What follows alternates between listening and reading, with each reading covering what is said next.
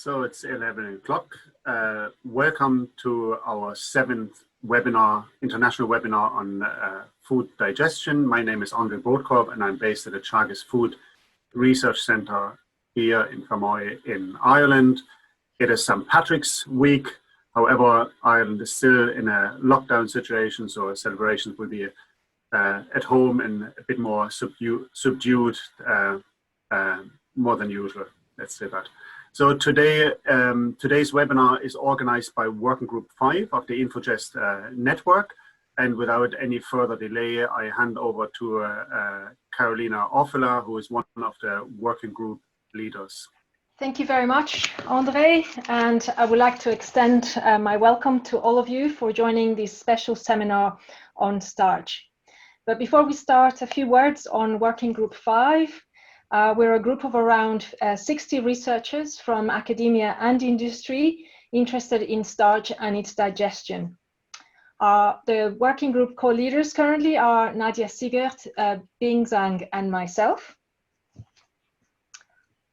And we have a number of objectives, which are mainly to provide a forum to discuss issues related to amylases and starch digestion, to harmonize a method to measure amylase activity of commercial enzymes, and to propose a robust and reproducible method for stimulating starch. We particularly welcome researchers from early careers as well as established researchers to join our working group. And if you're interested, you can send me an email with the subject line Infogest Working 5. So to the topic of today's seminar, it gives me great pleasure to introduce Professor Serge Perez, from Cermav in Grenoble, where he's Emeritus Research Director. He's also the founder of Glycopedia. His research into the three-dimensional structure of polysaccharides has been an inspiration for many of us working in carbohydrate research. His landmark research into the crystalline components of starch gave us the basis for understanding starch structure at the nanoscale. Why is this interesting to Working Group 5? Well, mainly because to understand digestion, we need to understand the substrate and how the substrate interacts with the enzyme. So today, Serge will give a talk entitled, an iconoclast view on amylopectin, which, as the title suggests, is likely to be very thought-provoking. So over to you, Serge Perez. Okay. So hello to all of you. It's a pleasure to be online with you. It would be difficult to say good morning because, you know, we all come from a different zone. So I wish you a very nice day all together. And I want to start by thanking the organizer for this invitation. Maybe it's a risky invitation because I'm going to be talking about several years of research, you know, that concentrated about understanding from the physical aspect, the structure of starch.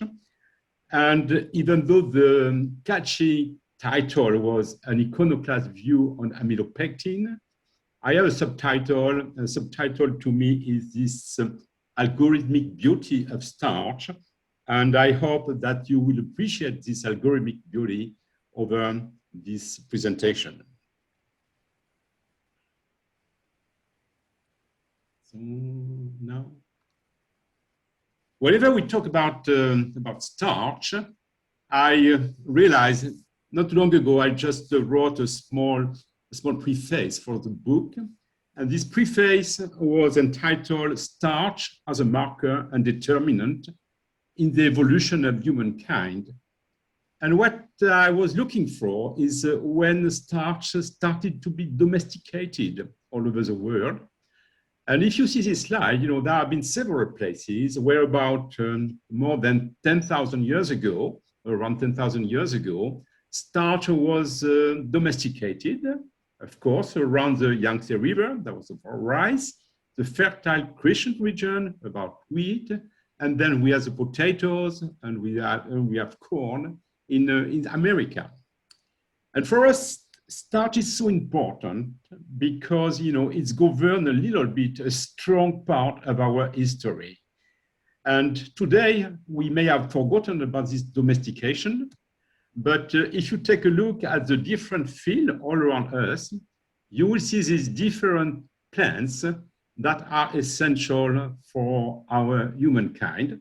Of course, you will recognize rice, corn, wheat, and potatoes.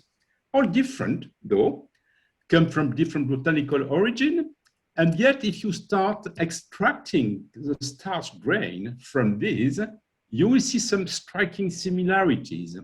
Similarities in shape. Of course, the dimension may be different, but the shape are always reminiscent, there are details, and so forth. So we ask ourselves the question, what's so common to all these different starch from different origins? Then if instead of having this picture, you take another picture, and you take this one is looking at this granule under polarized light, and we all see right away the appearance of the so-called Maltese cross, which indicate that there are some structuration which occur in all these starch granules, irrespective of their origin. And of course, my interest and the interest of some of us is to understand how this is coming together. In order to do that, of course, we have also to ask a question.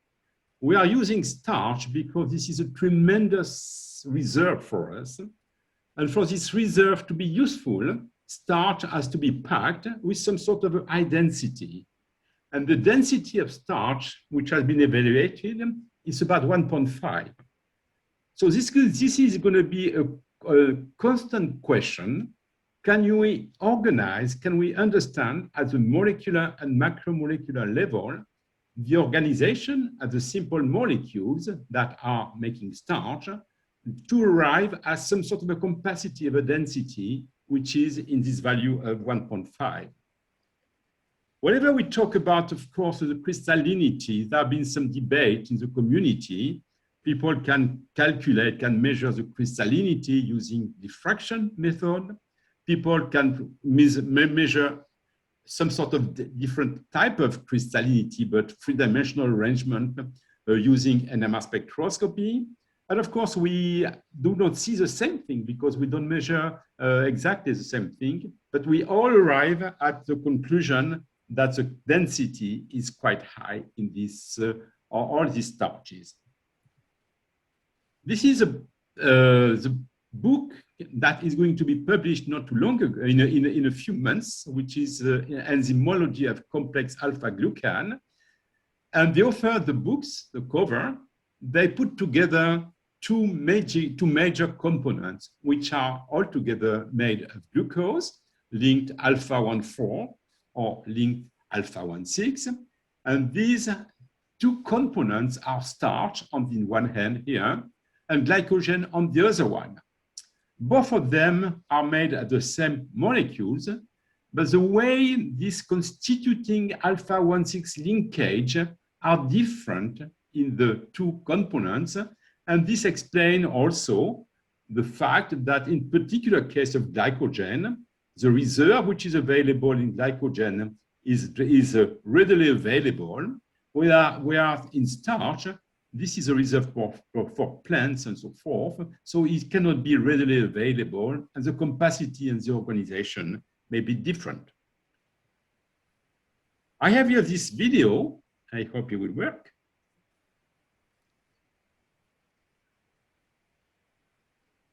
Let me see if it works. Yes, I have here the video that has been made together some time ago that will explain to use a different level of organization. An ear of corn picked out of millions produced each year in the world.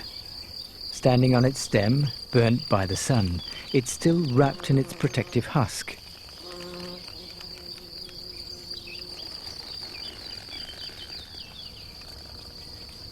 These grains are actually fruits. Each one of them contains a germ which will enable the birth of a new plant. Let's get closer.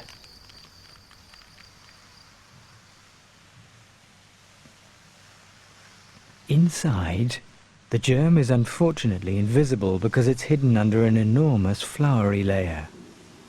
This layer is called the starch, the germ's nutritive reserve. As we move a bit closer, the starch reveals its structure, a multitude of small grains organized in layers like those of an onion.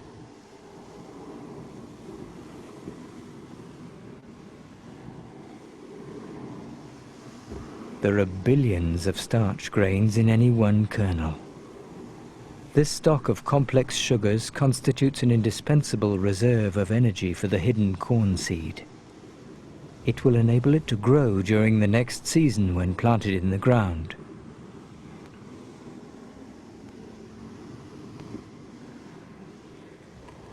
The white scraps that you can see now are fragments of cell walls in which the starch grains are held.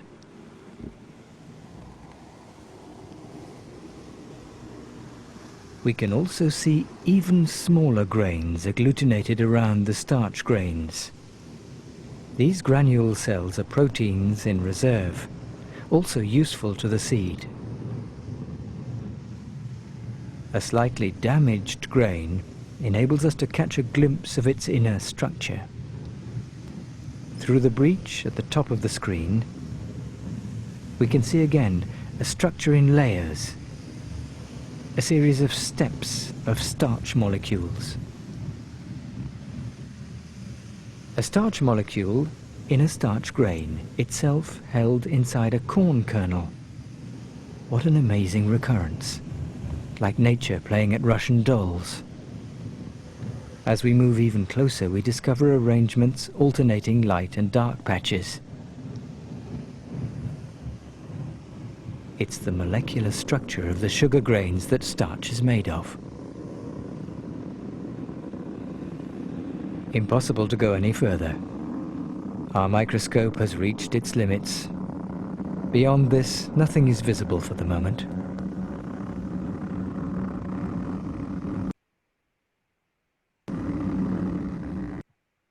Okay, so nothing is visible for the moment.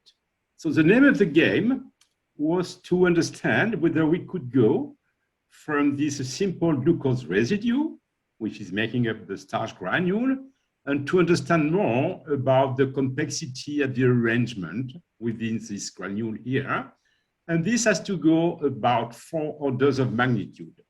So you will see this arrow all along my talk with the progression that we have got through different type of understanding, different type of modeling. And every time I will show this arrow, you will see also that what is proposed is compatible in terms of structure of starch component, but also interaction in terms of energy and so forth. So first of all, one of the key findings was, or whenever it was possible to record, that was a work by Professor Sarko to record fiber diffraction of the 2 types of starch, type A from cereals, type B from tubers. And these are the experimental data that we wanted to work on. You know, in contrast to what you are used to know with, in the field of protein, these are indeed very limited set of data. But we could see the differences. And of course, also of importance was to compare this organization here with the one which could be obtained by using electron diffraction on single crystal of starch. Here, this is a B-type starch, and this is A-type starch away and B-type starch here. That was done by André and collaborator in Grenoble. So trying to understand this fiber diffraction diagram was not easy, but of course we could rely on molecular modeling techniques whereby by constructing in a computer the low energy conformation of this maltose residue, which is a basic residue of starch, one could calculate what are the region of space which are available for low energy conformation. And at the same time, what one would be able to construct what would be the perfect helical structure corresponding to this organization of this so-called glycosidic angle. So this is the result here. That's a map that we can draw. And this map shows something of interest. Shows that in the low energy region of the map here, there is a possibility to construct helical structure that would repeat under translation of about 2.1 nanometers. But actually what we could see on the fiber diffraction diagram was that the repeat, here, the experimentally observed repeat, was about only 1.05 nanometer. So the only way to reconcile the experimentally observed information with the computational calculated results was to invoke the formation of the double helical structure, which is shown here. So this double helical structure, you will see that's one helical structure here. There another one. Both are left-handed helices, and they complement each other very well. And so actually you understand why the X-ray was only seeing 1/2 of that, because this is what is seen and repeats. So that was the basic idea, the basic foundation for proposing the double helical structure, to which then it was extended to solve or propose a survey to solve the crystal structure at the two form, A and B type. And that was a work done in collaboration with Anne Imberti and colleagues from INRA Nantes. And these are the famous, now you show this one in many textbooks. This is a projection of the double helical structure in A-type starch, correlation to this one. And this is the way the double helical structure is also found in B starch, with also a central cavity which is capable of having hydration up to 36 water molecules in this particular case. Then you ask yourself the question, but also that was done quite a long time ago, and it was just a proposal from this combination of modeling and a few experimental data. But later on, colleagues in Grenoble were capable of growing in the lab single crystal of A-type starch, which are shown here, beautiful single crystals. And these single crystals, whenever investigated using synchrotron radiation facility, could help solving a crystal structure. And very much to our pleasure, one could see that the double helical structure that was solved by this electron diffraction, is an X-ray diffraction study, was very close to the one which was proposed 10 years before. The only difference being an extra water molecule which was there. So this means something of interest, that the double helical formation does not require enzyme. It may eventually be speed up by the role of enzyme, but this can be done without the enzymic action. And then one also can see that there is a difference in morphology, which of course depends upon the growing condition. We don't claim these are corresponding to the morphology which is found in starch. So what do we have? We have this experimental vision here. And to this experimental vision, we can add this double helical structure. But we still have a long way to go and to understand how this double helical structure can be arranged. So again, a theoretical investigation starting from double helical structure could show that there were only two ways of packing in a very condensed form, a double helical structure. And these two ways are shown here. And they correspond exactly to the ways that A and B type starch occur, which means in a sense that there is no possibility to have a polymorph, a pure polymorph, that would be C starch. And actually this, of course, establishes the fact that the C type starch may be a blend, may be made of the crystals having the B type and crystals having the A type starch. Whenever we talk about starch, of course, and amylopectin, we have to consider the role of the alpha-1,6 linkages. When you talk about the polymer, in polymer, usually these alpha-1,6 linkages are making very flexibility. Is that the same here? If you construct from the double helical structure, you realize that you can link two strands here by this alpha-1,6 linkage. So this is one type of 1,6 linkage. And there is another type of 1,6 linkage also which occur whenever you want to link this object here with another chain, which could be a chain of amylose. And this, of course, is not creating any conflict. And this is a small video that showed that there are complementarity of things.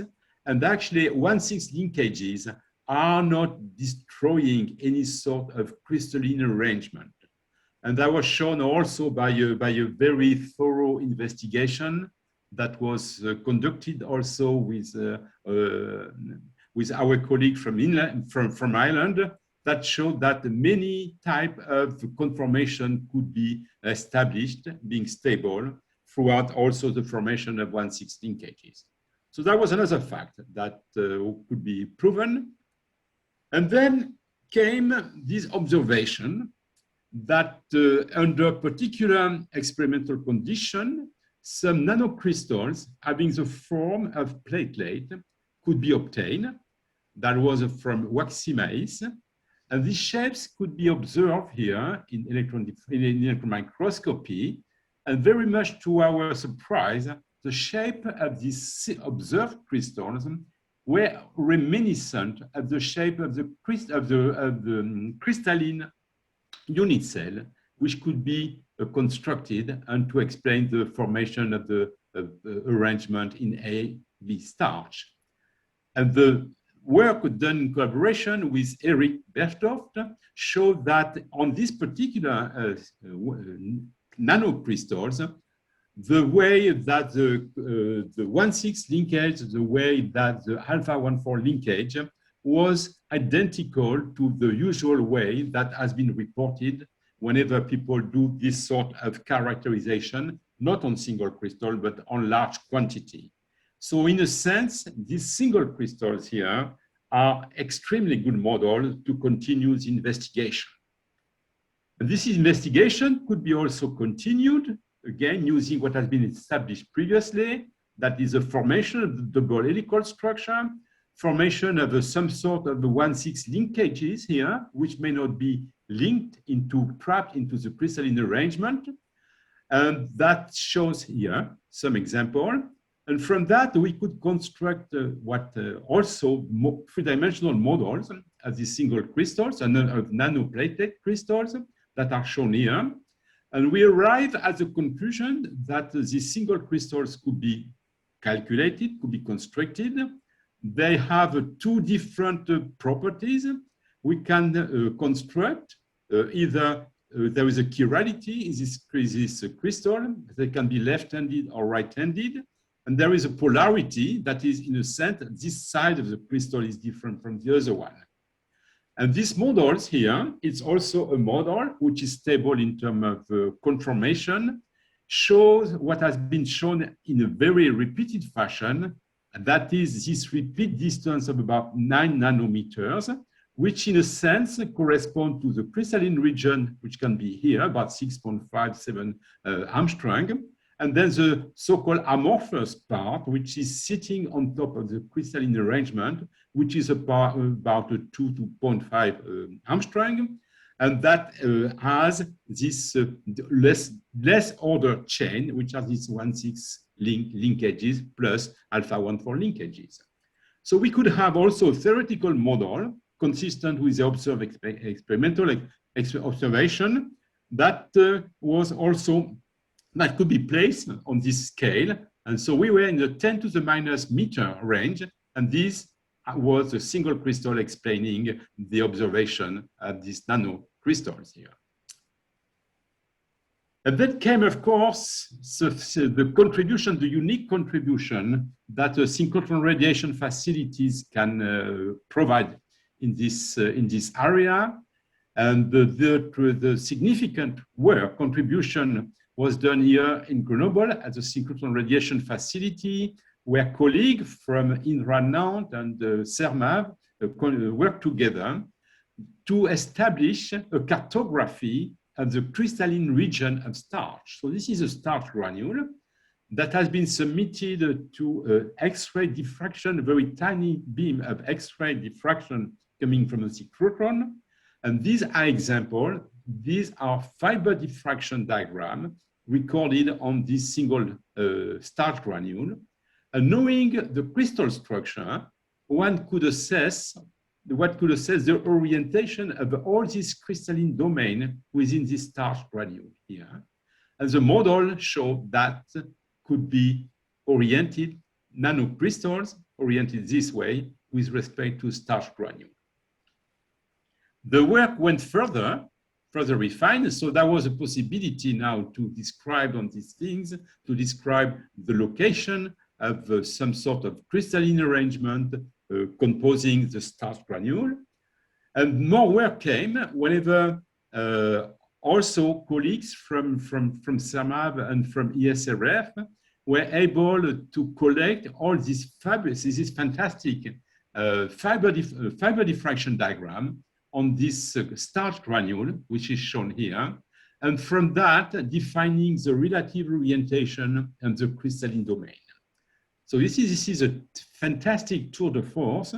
And you should realize that, you know, putting such a granule into the high energy beam of X-ray beam, you know, was done in such a way that, you know, there was not even burning at that. So they didn't make popcorn out of this experiment. Other work has been done also on potato starch using synchrotron radiation facility. And then not only what we call the wide angle X-ray scattering was collected, but the small angle X-ray scattering was collected. And from this collection of the orientation of the crystalline domain, the author of the work arrived at a conclusion that could exist a superhelical model that was constructing following what is shown here on the right part of the slide, with again having this 0.9 nanometer repeat and having this sort of orientation.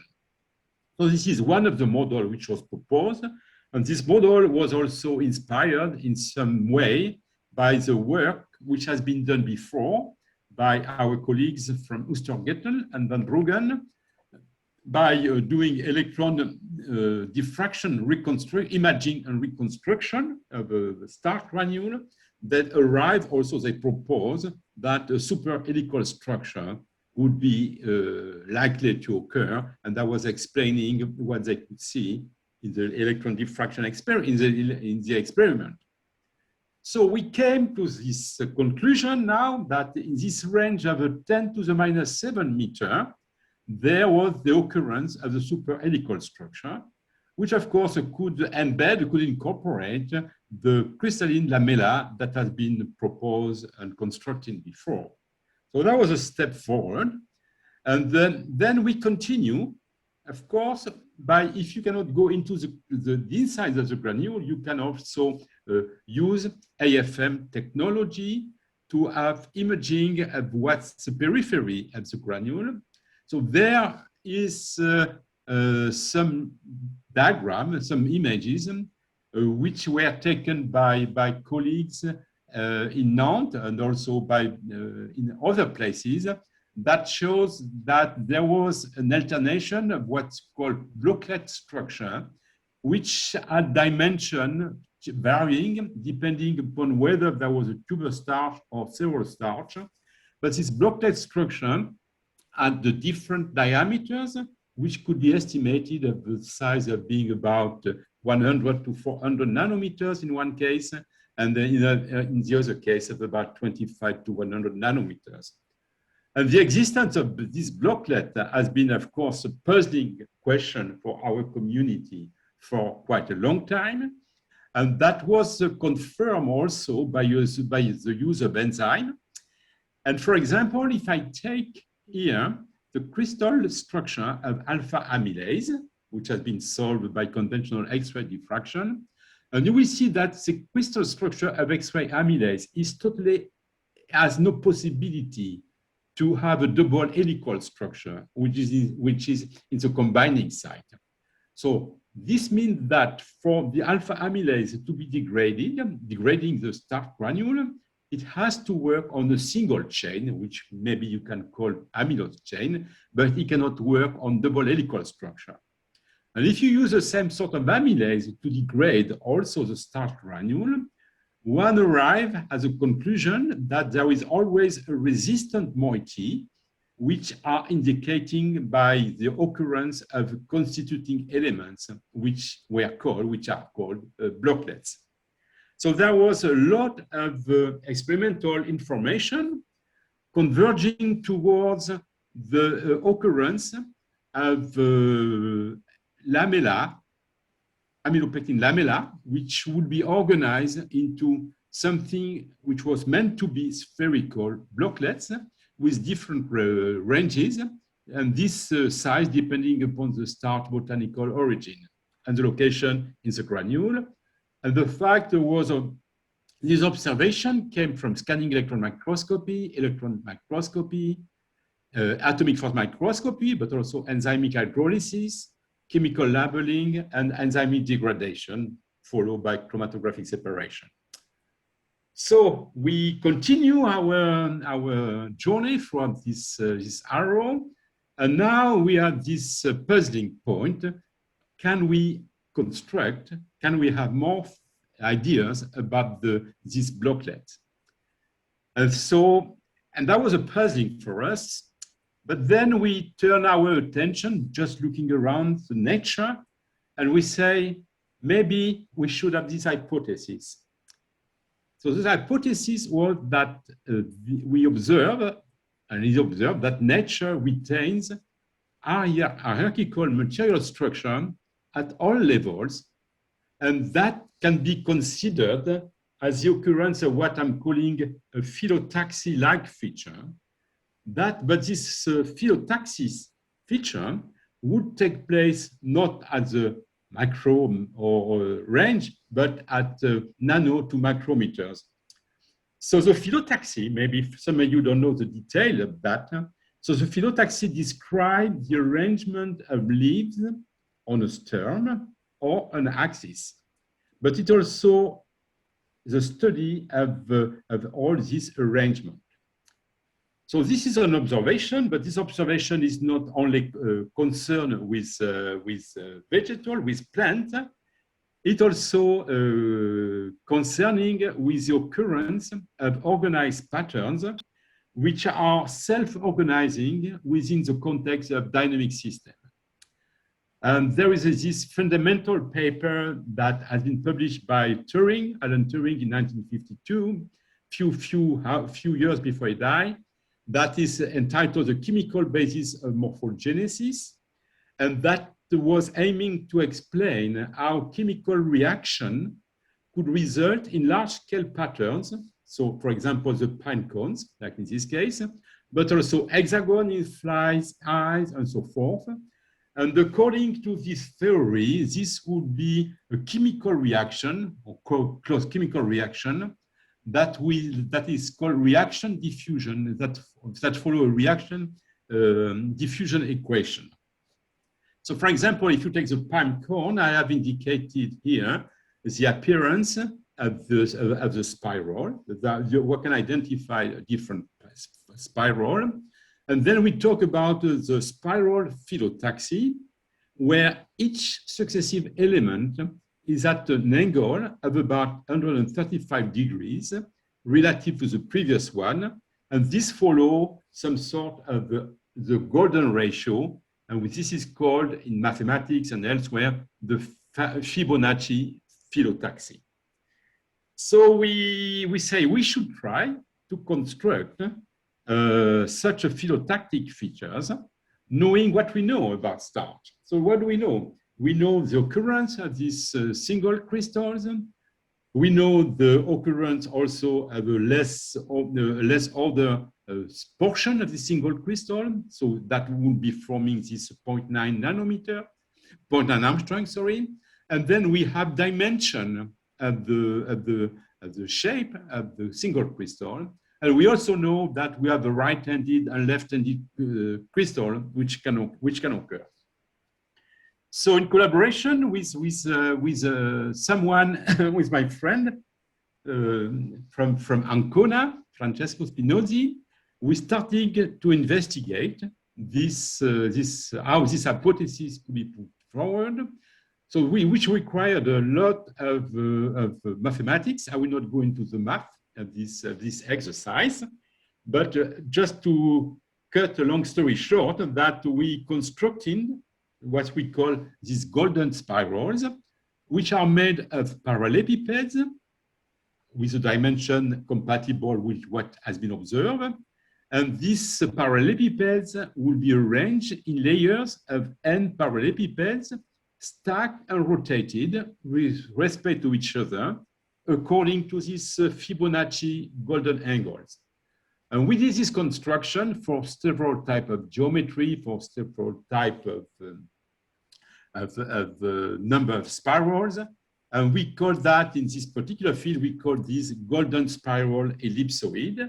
And the right-hand side of the slide, you can see what would be this one of these gold spiral ellipsoid that can be constructed.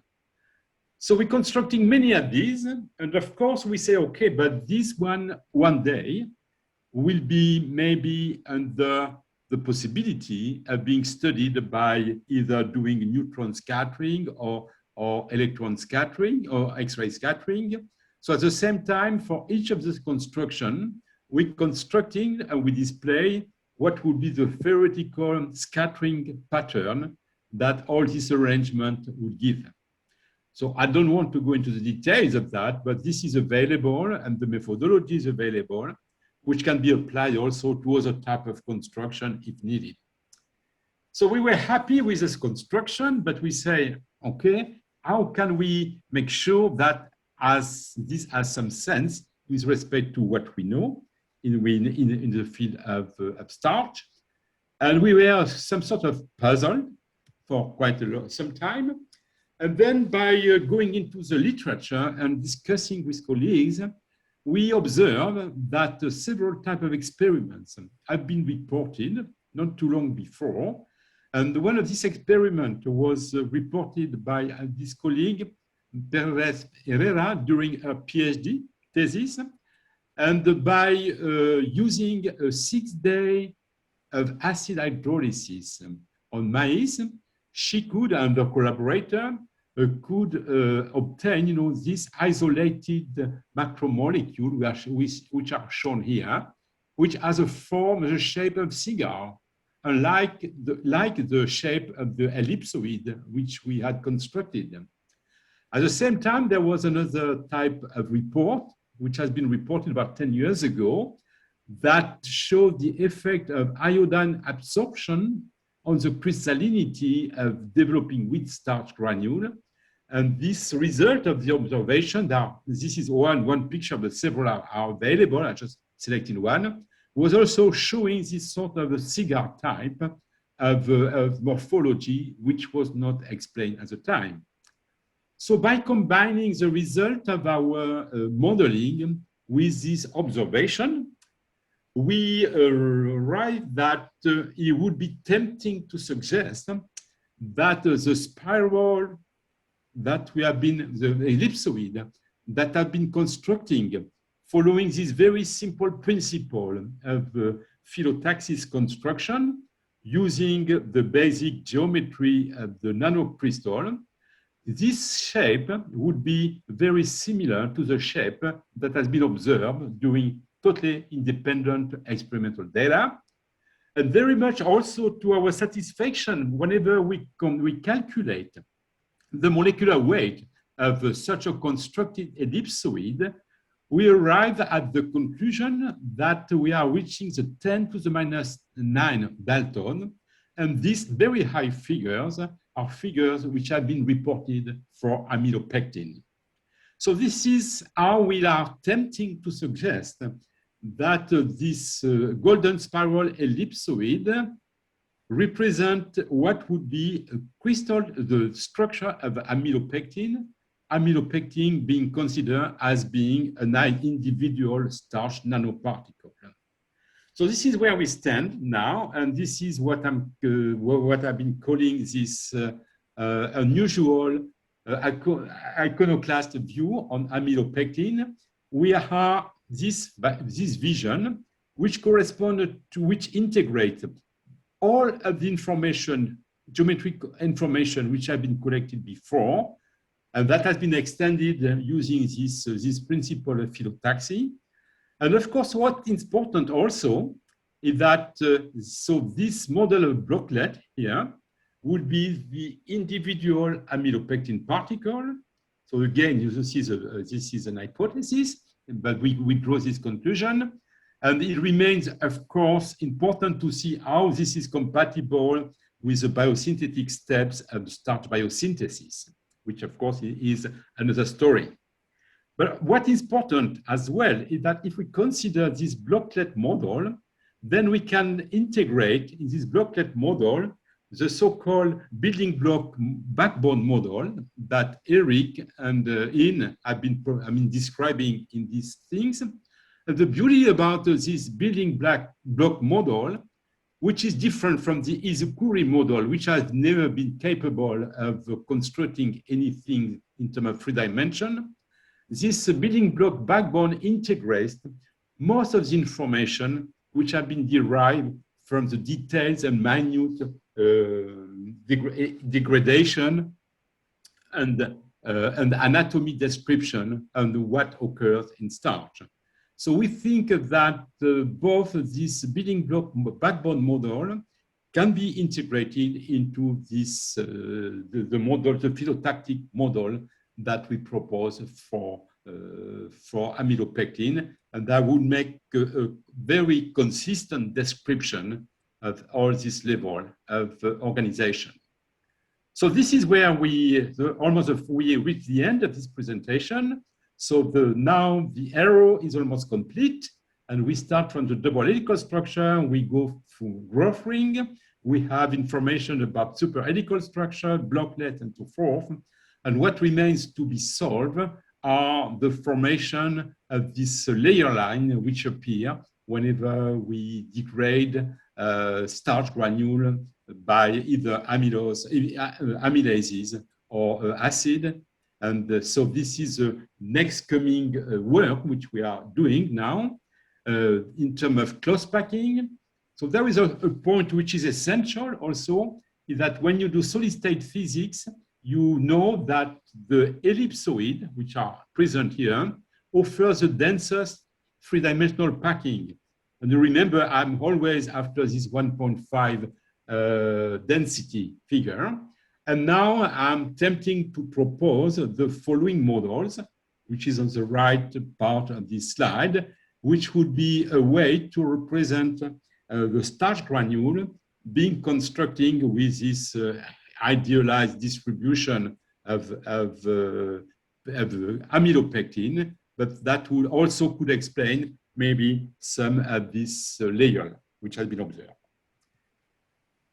In closing, I will show this one. So this is a starch granule, as we have been going through. We start from the double helical structure. We have blocklets, and we go for the starch granule, 0.1 to 200 micrometers. And then I can compare that to another double helical structure, where we go from the double helical helix of DNA, which for a different type of organization is also leading to a chromosome, which is about 1200 nanometers. In both cases, we are starting from sugars, and in both cases, we are starting from double helical structure. So again, I'm tempting to conclude that nature has been using these sugars in both cases, and also this double helical arrangement to maintain information and to maintain energy storage. But again, this is a philosophical conclusion which I made around. In closing, I'd like to thank the many contributors who have been involved in these many stories about several years of research. And with this, I'm very happy to conclude and very happy to take questions. Thank you very much. First question, in view of the repeating helical structure, what is the minimal degree of polymerization in order for these helix to form and to form a crystal? Okay, this degree of polymerization depends whether you are dealing with tuber starch or cereal starch. but at least, we know we need at least 24. 24. 24 units. But, in the case of B starch, it's about, we know this is longer. This is a longer DP. Okay. So I would say, it takes about 6 contiguous residues to form this 21 Armstrong repeat, and we need slightly more to get a more complete, a more stable helical structure. Okay. Thank you. And this is what that was used, whenever the single crystals of A-type starch, could be grown. Okay. Yes. And also a following up question, also from George Van Aken, is about the golden spiral ellipsoids, yes, which look similar to needle-like crystallites described for inulins, which are polyfructose molecules. Yes. So do you think that there is some kind of similarity that could be, or some comparison that could be with inulin globule formation?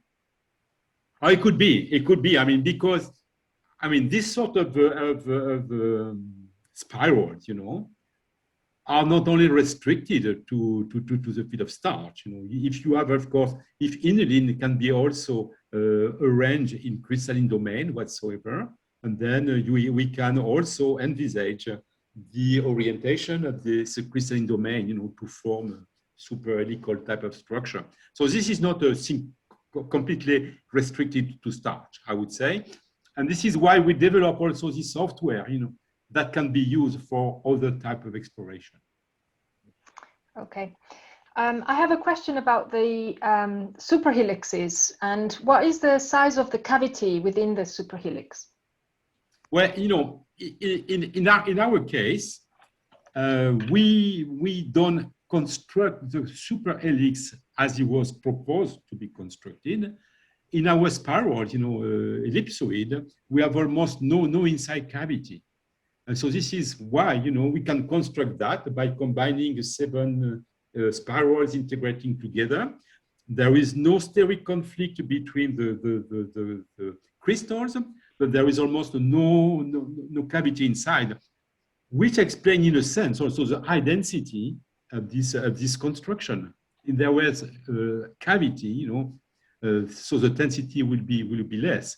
In our case, the construction which we have, is about 1.1 to 1.2, which is not the 1.3 that we discussed, but this indicates that we need this sort of arrangement to maintain this compacity.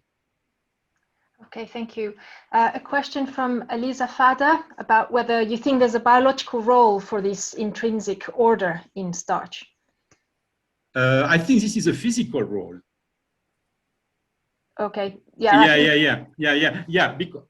Thank you, Elisa. Because nowadays, whenever we see something, we say, okay, there is an enzyme for that. Okay, this is glycobiology. But also there is glycophysics. When these things are constructing, they have to obey, to physical law. And I think we have been forgetting a little bit too much of the glycophysics, because also, as I said at the beginning, we are dealing with starch components coming from different origin and so forth. So the enzyme also, of course, involved in the synthesis are different. There are some similarities and differences. The fact that we always go to the same capacity, to the same shape and so forth, is a result of physics. The biology will introduce all the small results which are so important for the functionality of starch. Mm-hmm. And maybe not for the construction. And I think that follows a next question by Fred Warren quite nicely about, do you think that the large differences in blocklet size could be in different botanical origins could be predicted by differences in biosynthetic enzymes or other factors? Yeah, probably. Yeah. I would say so. So the different biosynthetic enzyme could produce, different type of, I would say, crystalline arrangement, crystalline shape, and so forth. And from that, will result a different type of construction, phylotactic construction. Thank you. A question from Andreas Bleno about what would you say about the cluster model and the backbone model? And do you think the cluster model is in accordance with your proposed blocklet structure? I mean, I would say the backbone model, you know, is more in accordance, you know, with what we have. Yes. Yeah, because I mean, we had this discussion with my friend who is there, Eric, for quite a long time, you know, and coming from different sides, I always said to Eric, I cannot build his query model, you know, and even I cannot build it throughout all the possibility. I mean, this means that the model may be not correct. So you say, you know, what we used to say when you do modeling, you know, all models are wrong, some are useful. So I hope that we are proposing a useful model. Thank you. And maybe one last question coming from Amin Sadepur. He was wondering if you have tried to average all scattering patterns from different directions, because in SACS you can see a rotational average scattering pattern according to your proposed model. No, we have not done that, you know, but we have a single individual scattering pattern, and now it should be a question of doing this. Yeah. But that was, yeah, I understand, but you know, that was not the purpose of the game. But I understand the possibility that we could do so. Okay, thank you. Can I have one more question, André, or do you want me to wrap up? One more, okay. So I guess coming back a little bit to the biology, another question from George Van Aken about the reason for, I guess, such a tight starch structure, whether you think it's, you know, to maintain a low osmotic storage and to prevent digestibility by microbes, I guess. You know, why did nature, I guess, design such a compact, almost resistant structure for storing glucose? Why? Yes. Okay. I mean, this is a result of the evolution. So evolution has been testing many type of possibility, and now we are facing with this one. Yeah. So you know, as a scientist, I rarely use why. You know, I would say how come this has happened. Yeah, of course. Because why may mean something else. Yes, of course. And, you know, I think this talk really clearly illustrates why we need to work together, physicists, biologists, you know, food nutritionists. And I hope that everybody today learned a little bit more about starch. You know, often we think that starch is a simple molecule, a simple substrate, but in fact, it is not. Exactly. And, yeah. So but you're right, Caroline, because, you know, as I said, we have a model now. We have to put this model, you know, in front of the biosynthetic pathway. Can we understand, you know, how we can reach this particular point of complexity? That's correct. And this is where we have to collaborate more, even with people from the synthetic, so from the biosynthetic aspect. Certainly. Yes, of course. And I hope today I've been able to bring a little bit of these different communities, you know, all together, because this is what we need to do. Absolutely. Thank you very much for coming to present your research today. And I hope that, you know, many of you, as you're eating starch products today, you will be thinking about the beautiful molecules that you're eating. Exactly. Thank you very much, Serge. So good digestion now. So thank you. Thanks. Now to André. Thank you Thanks both, to all of you. Carolina. Excellent talk. Good discussion. And I hope the other working groups are inviting equally good speakers in the future. So I'm looking forward to that. If you have any more questions, just type them in, because we will, or Serge will answer them separately afterwards by email. And if you have any further questions, you can either email myself or Carolina or Serge directly. Okay, so I just have 3 or 4 more slides I want to share. So thanks again, Serge. Thanks, Carolina. So I hope you can see my screen. So we were about 120 people, which is a good number. So our next webinar is on the 7th of April. So back to the first Wednesday of each month, 2 o'clock Dublin time. We usually have 2 speakers. We have 1 confirmed. That's Annabelle from the Quantum Institute. in the UK, and she will present the semi-dynamic infogest model, so semi-dynamic digestion model. And then the announcement that hopefully you are aware of it already, that we have a virtual food digestion conference in place of the physical in-person conference here in Cork. So the conference will be on the 6th of May, it's a Thursday afternoon, and Friday early morning. So we have 6 sessions that are related to the working groups of the Infogest. And we have a 7th session on Friday early morning, coming live from Australia and New Zealand. And we will have probably four talks for each session. And 3 of them are reserved for PhD students, because we felt that especially the last 12 months, the PhD students, they need to present their results at international conference, and we give them the opportunity to present the results. However, you need to submit your abstract by the 25th of March, 12 noon, that's Dublin time. Okay, okay. So just 2 more slides. Infogest is an open network. If you want to be part of it, please send an email to Nathalie Lemar or Didier Dupont. I also created an Infogest group, so just go to LinkedIn, type Infogest and follow, and you get regular news. I'm also active on Twitter. So, and if you want to have if you have a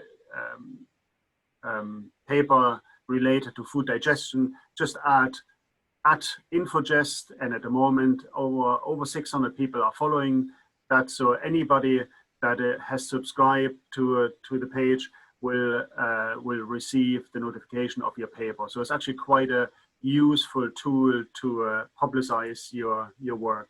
We have recorded this webinar and we have put it on our YouTube channel. Just type in vitro food digestion in YouTube. It will take two or three days, and we put it up. So hope to see you again on the 7th of April, 2 o'clock. 2 speakers again. Goodbye and Slán, and of course, happy St. Patrick's Day. Yes. Okay. Thank you. Thank Bye. you. Bye-bye.